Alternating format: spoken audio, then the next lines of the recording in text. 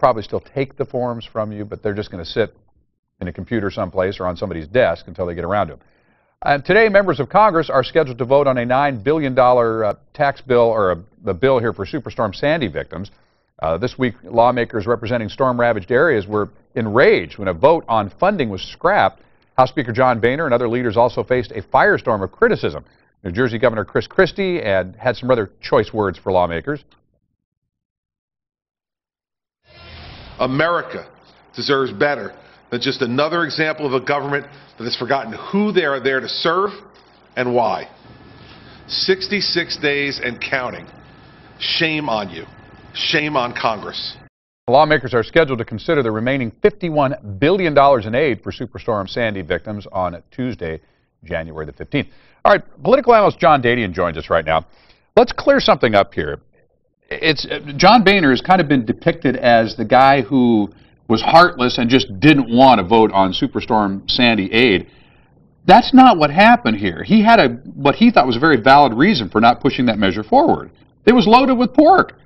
Well, but everything they do is loaded with pork, exactly. including the fiscal cliff that we just saw. This isn't just about Superstorm Sandy victims. This is about a bigger picture, and you're all trying to grab money for your districts knowing that we are going to have to do something with this bill, and you're probably going to get this extra money that has nothing to do with what we're supposed to be voting on.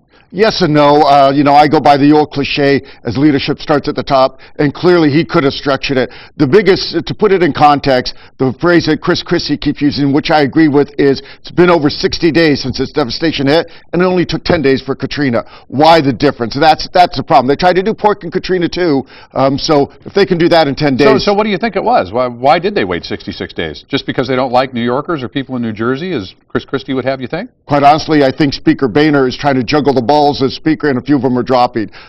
You know, they estimate about 50 hardcore Tea Party members of his of the Republican wing, et cetera. So he's got them, and then there's a few so-called moderates that aren't happy with his leadership. So he's dancing a fast tap dance here. Okay, well, he's back in though as leader of the House.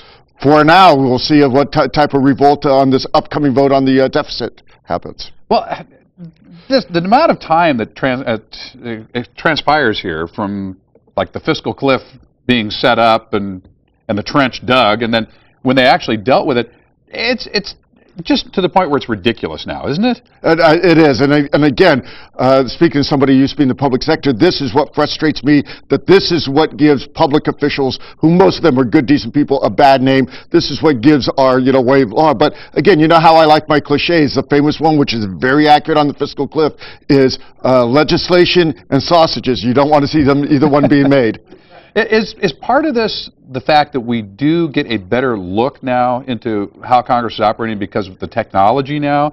I mean, has it always been like this and we're unaware of it, or has it gotten worse? That's a good point. Clearly what has happened is, compared to the so-called olden days, is because of the technology, somebody like the leadership, the Speaker, can't control his members as much, because what they'll do is they'll go off to you folks and give an interview, and then it's, look how much press Chris Christie's getting for blasting the Speaker. Right. The other one was Congressman King from New York, just came right out and blasted. Now this is somebody who's in, his delegation has to deal with them, but he says they're still friends, but he was pretty harsh. Used to be fewer outlets, used to be fewer opportunities to get in front of a camera, but now just about everybody can do it. And the Speaker had power that actually affected such as minor things such as office space, committee assignments, and things like that. Now, if he were to take away committee assignments, again, that person could go to his, home state, let's say New York, and say, this is what they're doing, and that backlash would be, with email, with Twitter, that backlash would be phenomenal. What do you think this next year looks like? Anything get done?